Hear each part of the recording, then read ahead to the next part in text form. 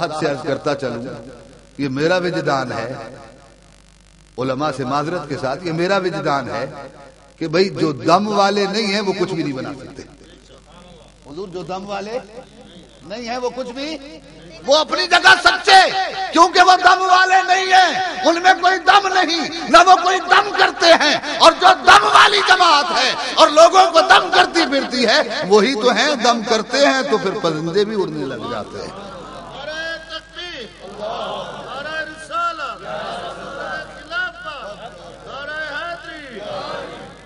اب 11ویں شریف کی ایک کرامت سرکار غوث پاک کی عرض کر کے آپ کی خدمت میں اس پر تھوڑا سا استدلال پیش کرتا ہوں.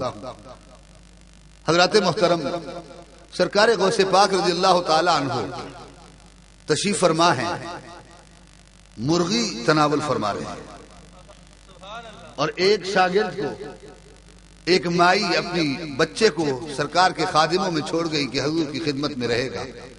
وہ مائی ملنے آئی بچے کو تو دیکھا بچہ غلاموں کے ساتھ، خادموں کے ساتھ دال کھا رہا ہے، اور مرشد کریم حضرت پیران پیر دستگیر مرغی تناول فرما رہے ہیں. ماں تھی، تڑپ اٹھی، دل میں خیال آیا کہ یہ کیا، مرشد کریم خود تو مرغی تناول کر رہے ہیں اور میرا بچہ دال کھا رہا ہے. اللہ اکبر، اللہ اکبر.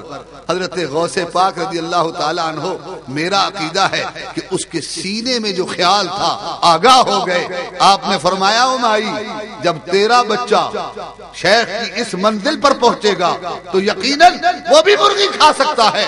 آپ نے پڑھا بسم اللہ الرحمن الرحیم، ان پکے ہوئے گوشت مرغی کے ٹکڑوں اور ہڈیوں پر ہاتھ رکھا، وہ مرغی زندہ ہو کر چلنے لگی.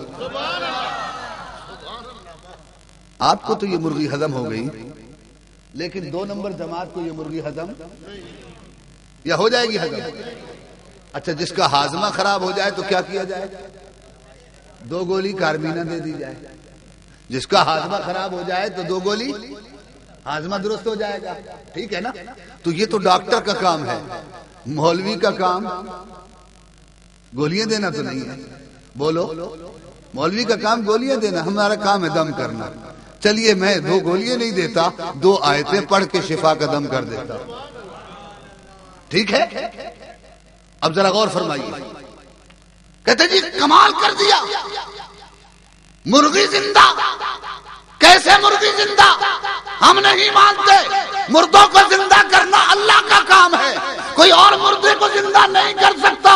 یہ کیسے ہو سکتا ہے کہ غوث پاک نے ہڈیوں پر، پکے ہوئے گوشت پر ہاتھ رکھا اور وہ زندہ ہو گیا؟ میں نے کہا اللہ، تو اللہ کے قرآن سے ذو نابلد ہے، اللہ کے قرآن کو نہ سمجھا ہے، نہ پڑھا ہے، نہ تیرے سینے میں قرآن کا نور آیا ہے. اگر رب کے قرآن کا نور آتا تو تجھے سمجھنے میں کوئی مشکل نہ ہوتی. بے شک اللہ کے ولیوں کو یہ طاقت اور اختیار حاصل ہے.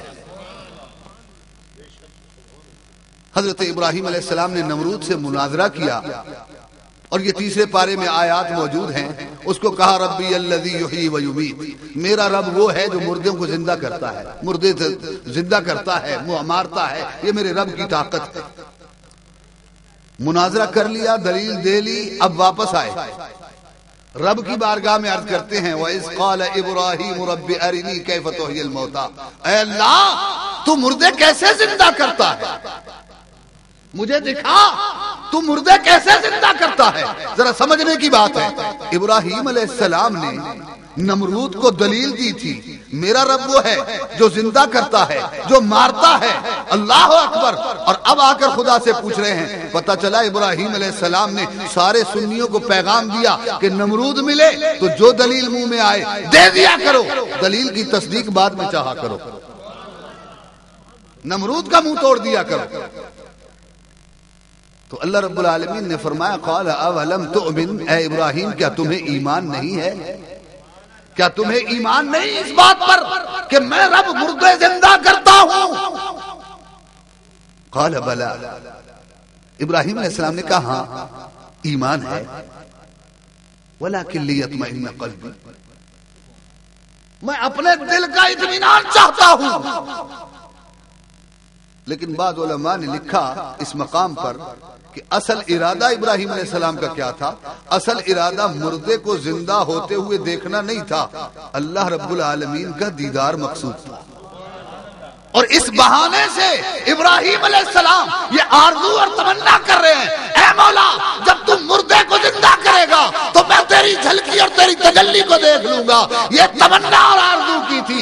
اللہ رب العالمین نے فرمایا ابراہیم، اے ابراہیم یہ تجلی، یہ دیدار، یہ تو امانت ہے اس دنیا میں محمد مصطفیٰ صلی اللہ علیہ وسلم۔ لیکن سن، قال فخذ أربعة من الطير فصرهن، اے ابراہیم 4 پرندے لیجئے، انہیں اپنے قریب مانوس کیجئے، دانا ڈالیے، پانی کی پلائیے، اور اس کے بعد کاٹیں، ذبح کریں، ٹکڑے ٹکڑے کریں، اور ٹکڑوں کو ملا کر پہاڑوں پر ڈال دیں۔ کتنے پرندے؟ تھک گئے ہیں؟ ابھی تو دور سے مقرر تشریف لائے ہیں، حضرت قبلہ مفتی صاحب بھی تشریف فرما ہیں، اور میں انشاءاللہ اب چند منٹ ہی میں اپنی گفتگو پوری کرتا ہوں۔ تھوڑا سا بولیں میرے ساتھ تاکہ میں سمجھوں کہ میری بات آپ تک پہنچ رہی ہے۔ 4 پرندے، ان کو ذبح کر کے ٹکڑے کر دیا گیا، کسی کا بازو ہے تو کسی کی ٹانگ ہے تو کسی کا ناک ہے تو کسی کی کان ہے، 4 ٹکڑے ہیں، سبحان اللہ۔ اور پھر حکم ہے قرآن میں، اللہ تعالیٰ نے ارشاد فرمایا اے ابراہیم اب اسے پہاڑوں پر ڈال دے۔ اے ابراہیم اب مردوں کو تو پکار، اب بولیے تو صحیح، یہاں مردوں کو پکارنا شرک ہے، لیکن اللہ تعالیٰ قرآن میں ابراہیم علیہ السلام کو مردے کو پکارنے کا حکم دے رہا ہے۔ فرمایا ثم ادعوہن، اے ابراہیم اب تو پکار ان مردوں کو، ان گوشت کے ٹکڑوں کو، وہ 4 پرندے جو مر چکے، کھپ چکے، قیمہ ہو چکے، ٹکڑے ٹکڑے ہو کر پہاڑوں پر ڈال دیے گئے، ان مردوں کو پکارنا تیرا کام ہے۔ تیری پکار پر یہ زندہ ہو کر دوڑتے ہوئے چلے آئے ہیں۔ گویا کہ اللہ رب العالمین نے مردے کو زندہ کرنے کا اختیار پکار ابراہیم میں رکھ دیا۔ پکار ابراہیم میں فرمایا ثم ادعوہن یأتینک سعیا۔ ایک گولی سے بھی آرام آ سکتا ہے، چلیے دوسری گولی بھی دے دیتا ہوں، وہ ہے آیت قرآنی، سبحان اللہ۔ حضرت عیسیٰ علیہ السلام پکار اٹھے، یہ کیا کہتے ہیں کہ مردے کوئی زندہ نہیں کر سکتا، صرف اللہ کی شان ہے؟ نہیں، اللہ تعالیٰ نے یہ اذن مجھے بھی دیا ہے، یہ اذن اللہ نے مجھے بھی دیا ہے۔ فرمایا وَأُحْيِي الْمَوْتَى وَأُحْيِي الْمَوْتَى بِإِذْنِ اللَّهِ، میں بھی اللہ کے حکم سے مردے زندہ کرتا ہوں۔ کون کہہ رہے ہیں؟ عیسیٰ علیہ السلام۔ لیکن حضرات محترم، ایک سوال کا ایک جملے میں جواب، اور اس سے قبل تھوڑی سی وضاحت کر دوں کہ دیکھیے دلیل سے کسی کو ایمان مل جائے یہ لازمی نہیں، دلیل سے کسی کو ایمان مل جائے یہ لازمی نہیں ہے۔ اگر لازمی ہوتا تو میرے مصطفیٰ کی خدمت میں ابو جہل ملعون مٹھی میں پتھریاں چھپائے ہوئے لے کر آیا تھا، نہ حضور مٹھی میں اس کی کنکریوں کو دیکھ رہے تھے، نہ اس کی کنکریاں میرے نبی کو دیکھ رہی تھی، چونکہ اس کی مٹھی میں بند تھی۔ یہی عقیدہ اور نظریہ لے کر ابو جہل آیا تھا کہ نبی ان کو نہیں دیکھ رہا اور یہ نبی کو نہیں دیکھ رہی۔ میرے مصطفیٰ کی خدمت میں جب آیا، آقا نے فرمایا تو یہ نظریہ رکھتا ہے کہ چھپی ہوئی چیز کو میں نہیں دیکھ سکتا؟ ارے تیری مٹھی میں جو بند ہے چیز وہ بھی تو چھپی ہوئی ہے، وہ مجھے نہیں دیکھ پا رہی، لیکن وہ بتا دے کہ میں کون ہوں۔ تو کیا میرے مصطفیٰ کے سامنے دلیل اس سے بڑی اور وہ ابو جہل کو کیا ملتی؟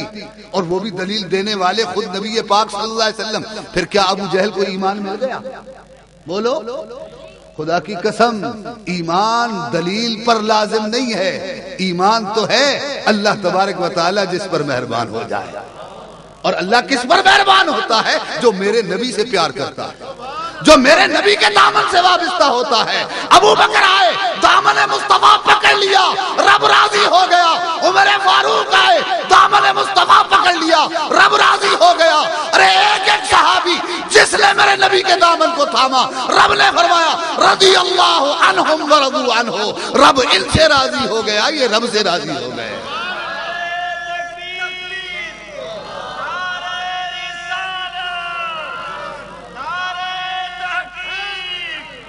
آخری سوال اور اس کا ایک جملے میں جواب۔